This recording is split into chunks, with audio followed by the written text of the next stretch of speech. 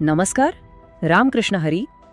आज आपण एका अशा जबरदस्त विचारावर बोलणार आहोत जो आहे ना आपल्या रोजच्या कामाकडे बघण्याचा आपला दृष्टिकोनच पूर्णपणे बदलून टाकू शकतो. चला तर मग सुरुवात करूया. खरं सांगा, आपलं आयुष्य म्हणजे कधीही न संपणारी टू डू लिस्ट आहे असं वाटतं की नाही? म्हणजे सकाळी उठल्यापासून ते रात्री झोपेपर्यंत कामांची एक लांब लचक यादी, आणि आपण फक्त धाव धाव धावतच असतो.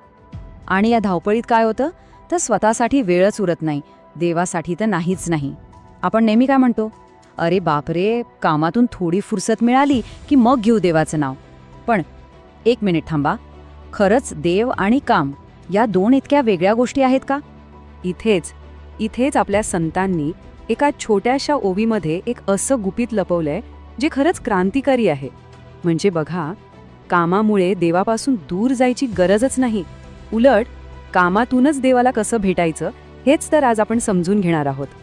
चला तर मग या ओवीच्या पहिल्या भागाकडे बघूया. काय म्हणते ही ओळ? काम करीताना आठवे देव, तोच खरा भक्तभाव. म्हणजे काय? अगदी सोपं आहे. सगळा खेळ आहे दृष्टिकोनाचा. आपण आपल्या कामाकडे कसं बघतो यावरच सगळं काही अवलंबून आहे. आणि खरा बदल जो आहे ना तो इथेच होतो, आपल्या मानसिकतेमध्ये. विचार करा, जेव्हा आपण कामाला एक ओझं समजतो तेव्हा काय होतं? फक्त थकवा आणि स्ट्रेस. पण जर त्याच कामाला आपण सेवा मांडलं तर मग तेच काम देवाला अर्पण केलेला प्रसाद बनतं. आणि हाच तर कर्मयोगाचा आत्मा आहे. आता हे नुसतं बोलून नाही तर प्रत्यक्ष जगून दाखवणारी उदाहरणं बघूया. पहिले उदाहरण, संत सावतामाळी. काय सुंदर विचार आहे बघा. त्यांनी देव कुठल्या मंदिरात किंवा मूर्तीत नाही तर थेट आपल्या मळ्यात, आपल्या शेतात शोधला. त्यांच्यासाठी कांदा, मुळा, भाजी सगळं काही म्हणजे त्यांची विठाबाई होती.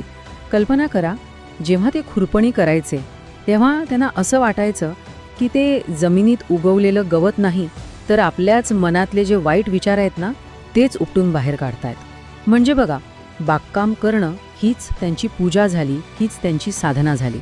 किती सुंदर. आता असंच एक दुसरं उदाहरण पाहूया. हा जो समर्पित भाव आहे ना तो आपल्याला संत जनाबाईंच्या आयुष्यात अगदी ठळकपणे दिसतो. त्यांचं तर संपूर्ण आयुष्य घरगुती कामांमध्येच गेलं. जनाबाई जेव्हा दळण दळायच्या किंवा झाडलोट करायच्या तेव्हा त्या इतक्या रमून जायच्या की त्यांना असं वाटायचं की प्रत्यक्ष विठ्ठल येऊन त्यांना मदत करतोय. आजच्या काळात आपण याला काय म्हणतो माहितीये? Flow state. म्हणजे अशी अवस्था जिथे तुम्ही कामात इतके गढून जाता की तुम्हाला वेळेचं, श्रमाचं कसलंच भान राहत नाही. आणि मग ते काम नाही तर एक आनंद सोहळा बनतं. आणखी एक उदाहरण बघूया. संत कबीर. ते एक विणकर होते आणि त्यांच्या कामातही हाच समर्पणाचा भाव ओतप्रोत भरलेला होता. ते आपल्या कामाला एक पवित्र गोष्ट मानत होते. आणि इथेच या विचाराचं खरं सौंदर्य आहे. बघा, जेव्हा कोणी आपलं काम एका मोठ्या ध्येयासाठी करताना तेव्हा त्या कामाची क्वालिटी, त्याचा दर्जा आपोआप वाढतो. कबीरजी काय म्हणायचे की ते जे कापड विणत आहेत ते साक्षात रामासाठी आहे. आता तुम्हीच विचार करा, जे वस्त्र देवासाठी बनतंय त्याचा दर्जा कसा असेल? अर्थातच सर्वोत्तम. आणि यातून एक गोष्ट अगदी स्पष्ट होते की आळशी माणूस कधीच खरा भक्त होऊ शकत नाही. आतापर्यंत आपण कामाकडे बघण्याचा दृष्टिकोन पाहिला. आता वळूया ओवीच्या दुसऱ्या भागाकडे. आणि हा भाग तर त्याहूनही जास्त क्रांतिकारक आहे. श्रमाची पूजा करिता नाही उरे जातीभाव. ही ओळ थेट श्रमाच्या प्रतिष्ठेवर बोलते. इथे जातीभाव म्हणजे फक्त जन्मावरून ठरलेली जात नाही तर कामावरून ठरवलेला उच्च-नीचपणा, नाही का? आपणच ठरवतो की मॅनेजरचं काम मोठं आणि सफाई करणाऱ्याचं काम छोटं. पण ही ओवी काय सांगते? ती सांगते की जेव्हा तुम्ही श्रमाचीच पूजा करता तेव्हा कुठलंच काम मोठं किंवा छोटं उरत नाही, सगळी कामं समान होतात. आणि याचं आपल्या काळातलं जिवंत आणि सर्वश्रेष्ठ उदाहरण कोण असेल तर ते म्हणजे संत गाडगेबाबा.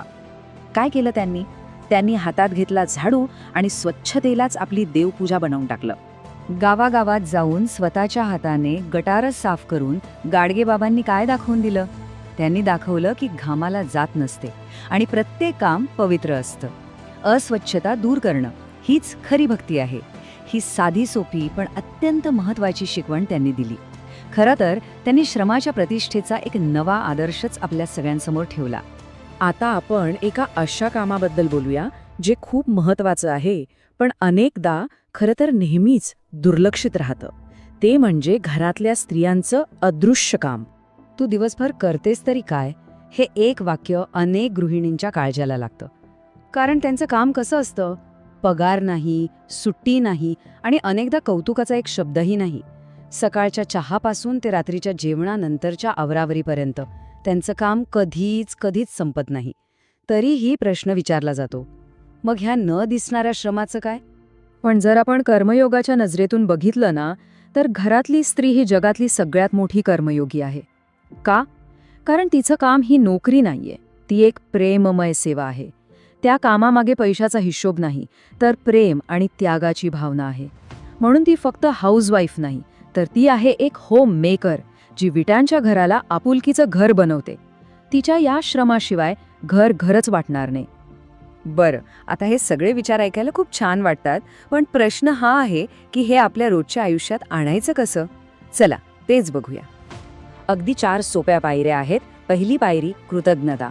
कामाला सुरुवात करण्याआधी संधी दिल्याबद्दल आभार माना. दुसरी गुणवत्ता. साधा विचार आहे, आपण देवाला शिळं फूल वाहतो का? नाही ना, मग आपलं काम अर्धवट का? तिसरी कामातला आनंद. फळाची अपेक्षा करण्यापेक्षा ती प्रक्रिया एन्जॉय करा.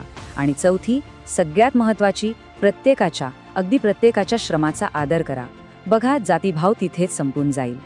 तर एक गोष्ट कायम लक्षात ठेवली पाहिजे, आपलं काम हे ओझं नाहीये, ती एक संधी आहे स्वतःला घडवण्याची आणि या जगाला, समाजाला आपलं काहीतरी योगदान देण्याची.